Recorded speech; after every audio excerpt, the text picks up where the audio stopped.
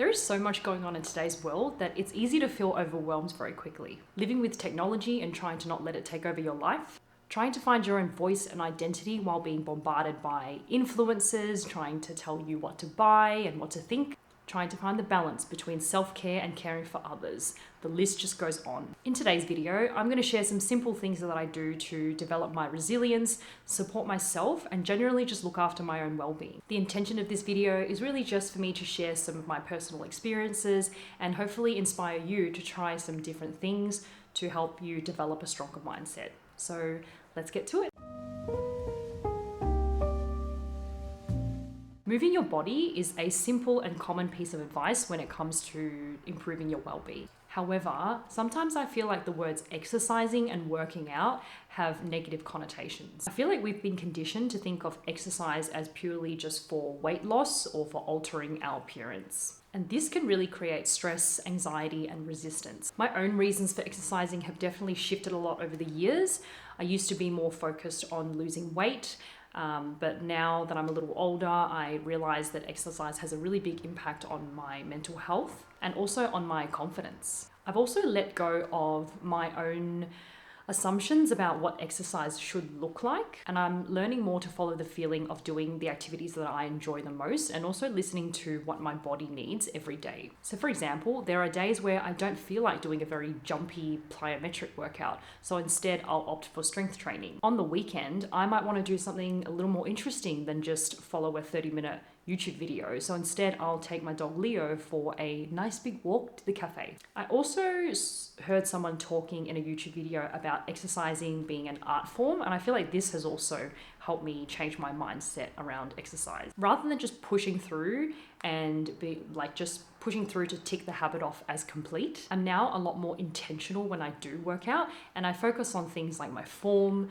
my pace, and the mind-muscle connection. I think the reasons for why I exercise have also become more meaningful as I get older. I want to improve my energy levels, my endurance, and my stamina. And the most important thing is when I look far into the future, I want to prevent injury and illness, and I want to maintain my independence for as long as I possibly can. So I encourage you to review your relationship with exercise. Is it a healthy one?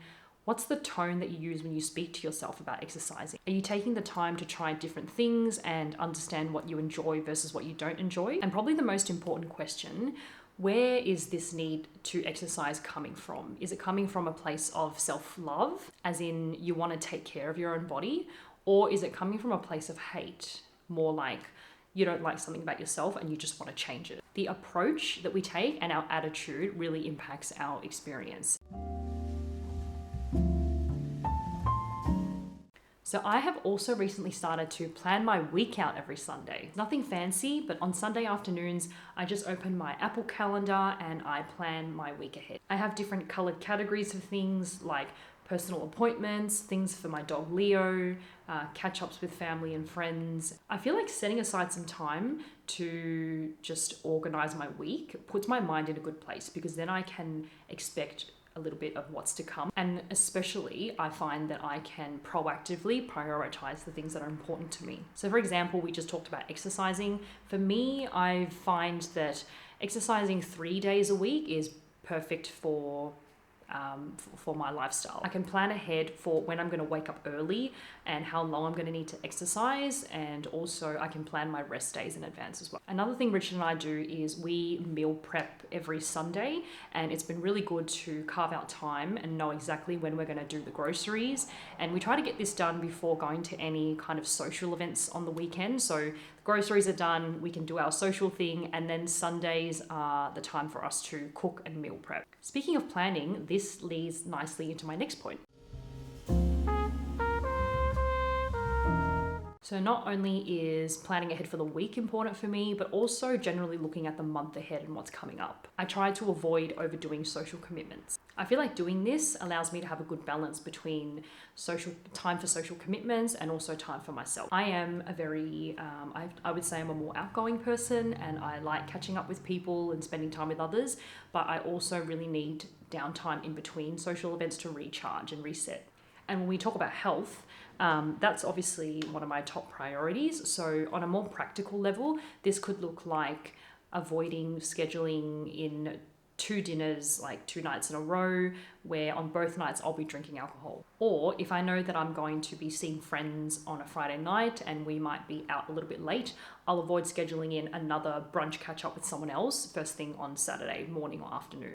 And this year, I've even started planning around my period cycle. The first 2 days of my period are generally really rough for me. I have low energy levels and I have some pretty painful cramps. I also find that drinking coffee and alcohol at the start of my period makes the cramps even worse. I'm really fortunate that my period is regular every month, so I try to just take advantage of this and just plan my social commitments around the time when I'm going to get my period. And I really make sure to not overdo any social commitments around that time. I think intentionally designing my schedule allows me to protect my health and also my energy levels. The other awesome thing I've done is invest in a Kindle. Oh my God, I wanted a Kindle for the longest time and I finally got one. And it's been the best thing. If you've been following me for some time, you'll know that I made a video a few months ago about getting off Instagram and Facebook. I'll share the link to that video in the description if you want to check that out. But since getting off those platforms, my mind is really craving to learn more new things. And I find now that when I need some sort of guidance in a particular area in my life, I'll just find a book to read about that topic. I do read a lot of self-help books and I just love that I can get access to all the wisdom and great advice from these amazing authors. I feel that by increasing my knowledge through reading, it broadens my understanding of the world, but it also helps me to have more self-awareness, and that helps me feel more empowered and confident. I have also recently noticed that when I struggle with something, it's almost like the lessons that I've learned from the books that I've read like lurk in the back of my mind somewhere, and they just come up at the right moments when I need some help with something. So it just helps me deal with the challenges of life a lot more better. Also, a Kindle is so light and easy to carry around that it's no excuse for me to not be reading enough. If you have a furry friend, then you'll know how much joy they can bring to your life. I have a toy cavoodle, his name is Leo, and he's basically the perfect dog for me. He can be sociable and playful, but he can also be a couch potato when we're at home. Obviously, dogs are really present and they just live in the moment. So this is a really good constant reminder for me to live my life really mindfully and to appreciate the present moment. It's also really cute when they start growing up and developing their own personalities. And I find with Leo, he could be doing anything, like just sitting there or just sleeping, and he just looks adorable and he just brings so much laughter and joy to my life. The other thing, of course, is I'm spending a lot more time outdoors, whether that's at the park with him or just going for a walk every day around the block with him. And the other thing is there's something really satisfying about looking after another living being and watching them grow and thrive in life. Although owning a pet is a really big responsibility and it does take finances and effort and time, I find that Leo, since he's joined my life, he's made me more